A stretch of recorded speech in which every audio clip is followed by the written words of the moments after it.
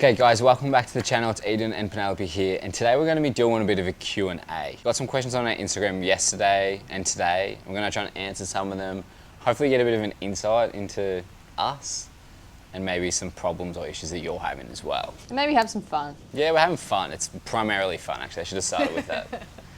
Okay, first question from Cole. Is boring your first take at entrepreneurship? If not, what did you do before? So I think we both, even before we met, tried our hand at businesses and entrepreneurship. My first business that I started was in high school, and I used to sell vintage clothes and make jewelry with my sister when I was like 15, 16. And then my first adult business, I did a similar small business selling vintage clothes, just in a different way. So when I was in university, I started a t-shirt company, like a clothing brand, I guess, called Spicy Boy, and it was literally got like printed real cheap. Just put Spicy Boy on them and tried to sell them to everyone on my university campus. It's pretty funny. I think you still have one. My parents definitely still wear them. Shout out mum and dad, I know you watch this. But then I think when we met, we also started a few businesses before Boring. We had a drop shipping jewelry website. Yes. We had a drop shipping neck massager. It was kind of a massager. It was like a... It just zapped you. You put it on like headphones around your neck. And it was like a warming kind of... It was quite nice. It just zapped you. It's quite nice. And then what else did we have? We also made print-on-demand art. Yes. Like gradient art. That was posters. pretty fun, that one. I reckon any of them could have worked out if we had like put more effort and time into them. These were when we still had 9 to 5, so we were doing them before and after work, and we just didn't give them the love. Yeah, there was definitely some overlap with it. We did the neck massager during Boring. Yeah. But we were doing like 30 things at that time. That time I think was early stages where we realised that you can't diversify your business until you have a ventures solid. early. You should have like one really good one, fill that glass up, and then start filling up other glasses. People say don't put all your eggs in one basket, but if you're starting a business, put all your eggs in one basket to begin with. Don't put your foot on the accelerator and the brake at the same time, because you're not going to get anywhere. And we learnt that really early on as well, trying to juggle 4 social media accounts, a drop shipping make personal website, content, and start Boring as a creative agency. So we're doing so much stuff at the start of Boring. So it's definitely not our first, and it's definitely not our last. Oh, that's cool, bro. So next question's from Nutrition Barbie. That's a very cool handle. Do you think it's a really cool handle? It's my sister. Okay, so how do you figure out your niche and what people actually want to buy? Figuring out your niche, I think, first look at what you're good at or what you enjoy doing, and then just try and make that into something that can make you money. Business should just be like something that it doesn't have to be like something crazy where you've invented a new product or found a gap in the market. Just find something that you like doing and then do it well. And then solve that problem for other people. Yeah. It's just a solving of problems. And when it comes to the niche, I guess whatever that is will be your niche. If you also combine 2 niches, it can be a nice point of difference. Yeah, we always say that was like juxtaposition marketing. We invented that. It was called something else, parallel marketing. Parallel marketing. Where you talk about one thing, but you actually sell another thing. There's this girl that she sells ice cream. No, she sells bikinis. And she talks about, all she posts about is like trying different ice creams. That has nothing to do with the bikini business, but it still funnels traffic. Yeah. It's really interesting. Figuring out what people actually want to buy, I think, is a time thing. Because obviously we started out as an agency and we were offering services, creative services, and then we realized that our audience was more targeted towards creatives than clients. So then we were like, all right, well, what do these guys need? And that was when we started making templates. Before you go investing a lot of money and time into a product you don't know if people will purchase, try and like test the market or validate your idea a little bit. That could even be like post an email sign up or something and see if people get interested, and maybe if you get a certain amount of people be like, yeah, maybe people will buy this. But if you just go invest all your money into something and then you launch it and no one purchases it, it's a massive loss for you. I think find your audience first and then figure out what your audience wants to buy before you make that thing. Yeah. I think is probably better. Unless you have a product idea, it's a completely different thing. But if you are doing services or you're doing something educational, I'd say find your audience first. How to navigate business disagreements when you both feel passionate about their way. I guess we can use us as an example. Well, us as an example, I think is pretty niche because we're a couple. So we also have also have to kind of navigate that when we get passionate about something. Our business disagreements are usually solved pretty quickly, primarily because I think we communicate well and we both want the same outcome. We both want a good outcome, and no one's going to throw each other under the bus. Yeah, we both have our best interests at heart. 'Cause Yeah. we share a bank account, so we don't want we don't want either of us to fail. Like, if one of us comes with an idea and it's trash, we'll say it's trash pretty quickly. But we're also very supportive. You know, even if like you come to me with an idea and I just like, I think it's bad, but then I'm like, all right, let's humor it, let's try it out, and it works out really well, then, you know. That's a great result for everyone. Yeah, so you've also got to have faith in the other person when they have an idea, I think. Yeah, and same with if you just have like business partners or people you work with. Yeah. Just follow the same principles, like keep everyone's best interests in mind. Yeah. And be honest with your communication. You don't have to be like rude and like maybe when they first give you the idea, it's not the right time to say, no, this sucks. No, and we never really do that. We're not like, that's the worst idea ever, why you're so stupid. Maybe wait till everyone's calmed down and be like, all right, let's actually think about this, pros and cons. Yeah. The Thinking Spirits asked us, have you heard of hydrogen-rich water? What does that mean? No. Oh, this is a good one. Content creation tips for a small page. Ugh, that's a loaded question. That's a tough one. Penn and I were actually talking about this last night. We were saying that there's a lot of freelancers, small creatives, like small studios, even big studios and agencies.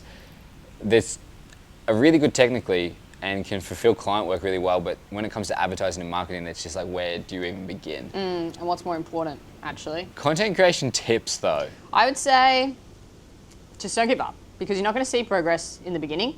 I don't think that's the biggest hurdle that most people have, is just giving up after 10 videos, 20 videos, because they're like, oh, I don't see any growth. You're not going to see growth. Just keep posting and see what does well. Like, post 10 videos, choose the one that's done the best, and then make more videos like that. I think that's the best Yes. way to do it. But it takes so long. It takes so long to grow a following on social media. Yes. Find out a way that you can make content consistently for a long period of time. Like, let's say you watch a video on Instagram and it's like real cinematic and it's like really high production quality.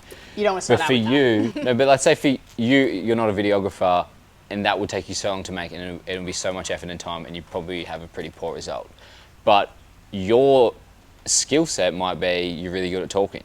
Like, you have really good communication skills. So just sit in front of the camera and talk about something. Yeah. And if you can do that consistently for a long period of time, that's what will work for you. Exactly. You don't want to be starting out making videos that are like day in your life, because they are time consuming. They're going to take your whole day. Yes. Don't start doing that unless you're unemployed and you're bored or something. And you can also make content about anything. Yes. But it's a nice idea to maybe take influence and like inspiration from other creators you like. Even copy their stuff. Yeah. Like, you're going to be at different levels, so you're not going to have the same results. But it's just good to see what other people do. Definitely. And Don't then- copy stuff verbatim, but copy ideas for sure. Yeah. Go for it. I got a quick one. Can Penn ride a scooter, or is it an urban myth? Myth busted. I can ride a scooter if I wanted to. I don't think so, darling. Does a launch ever not go as predicted? Absolutely. Yes, very much so. So I think the launch before the one we've just done of our bundle launch, we did a brand strategy and I think it was was just it brand just brand strategy. strategy? Yes. I reckon we spent, 3 months on this launch. no, this specific product, I think we spent a month. I reckon we spent 2 months. Somewhere in between 1 and 3 months we spent on this one product, and we launched it, and we just hadn't validated the idea enough. We hadn't checked that our audience wanted the product enough. And when we launched, we expected to do so much more than what actually came in. And I think we got 1% of what we thought we were going to get. We'd like financially planned that the launch had gotten better than it did. So we like had plans after this date.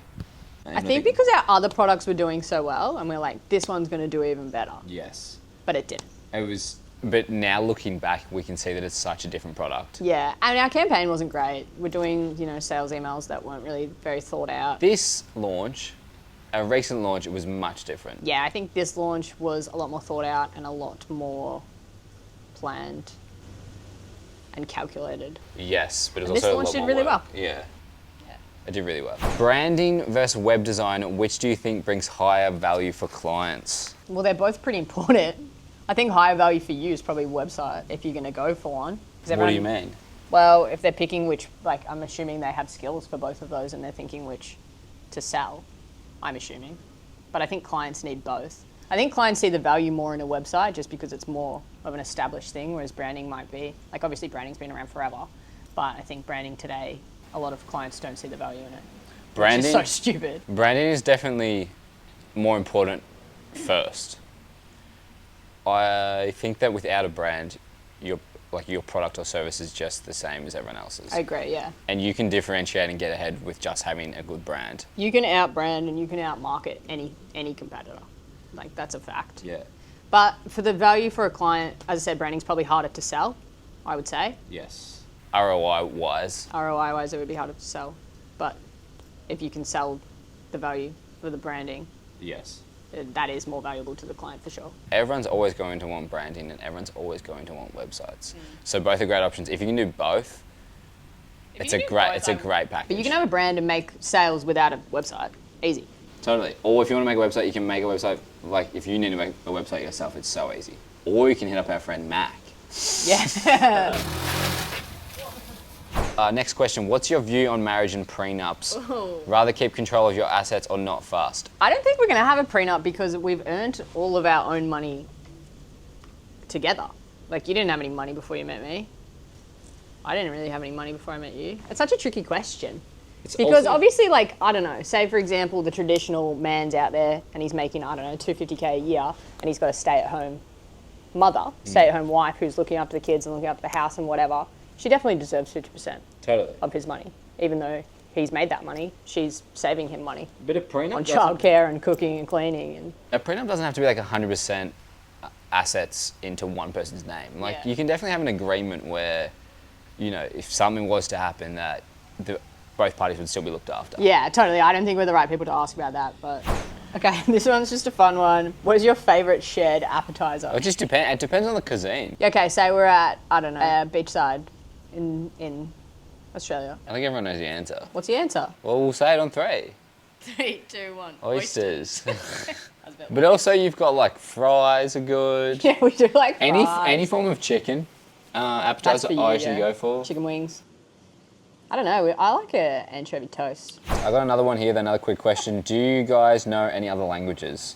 Little bits and bobs. Short answer is no. Conversationally, no. Conversationally, no, but, you know, we can get around in, like, China and Taiwan. Okay, we can say hi and thank you in most What languages. do you mean? We can order stuff and, like, just, you know. But this year we're definitely learning languages. I'm going to aim for 2, but definitely 1. I'm going to try and learn Thai this year. Just because we're going to be living there. Because we're going to be living in Thailand. And also I'd like to learn Chinese because I started learning when we were in Taiwan and it was just like such a fun, interesting language, and the Chinese people were just so nice and funny. And It's an easy language to practice, I think, in Taiwan. Yeah. Because people are really patient with it. I just quit my job and I'm thinking of going freelance. How can I find clients? Our preferred way to get clients is by creating content and getting the clients to come to you. So basically, you want to create content, whatever it is, videos, Instagram posts, TikTok, something just in the social media space. Create that content and just send them to a link in your bio where it has a form they can fill out and get in contact with you. And then you've got a lead. And then basically you can just contact them, set up a call, see what they need, see if you can help, and hopefully land the client from there. There's obviously other ways to get clients, but for us and our experience, that was what works the best for us. This is going to be the last question. What is the meaning of life as you see it? I think there is no whole meaning of life, but I think that finding a meaning in your life is the meaning of life. You know? Like having a purpose doesn't need to be saving the world or being Mother Teresa. Having a purpose can just be, I like making videos, I like doing this, and that's kind of your purpose, you know? Like making bread. Just find something that you enjoy, and that's your sense of self is your purpose, you know? Yes. I think that the lowlights of your life should still be highlights. So a lot of the time, people like, you know, they're waiting to go on a holiday or waiting to go out drinking or whatever, and it's all this build-up time in between where it's like, oh, I'm unhappy or it kind of sucks or like... Find peace in the mundane. Yeah, I think just every day you should be happy that you're getting to do something and moving towards a goal. Yeah. Rather than being like stagnant and... You can change your perspective from I have to I get to. Yeah. Which is a big a big mind shift. And obviously not doing boring things that you don't want to do. Yeah, just romanticize your life, you know? If buying a bunch of flowers makes you feel good, buy a bunch of flowers. You know, just be kind.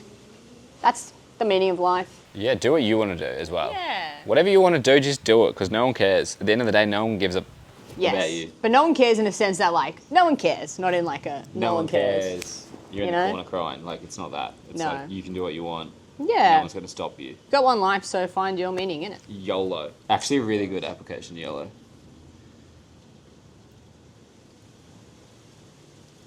Thanks for watching. If you enjoyed, please subscribe, leave a comment, ask a question if you want. Maybe even like, if you Whoa. want 3 things.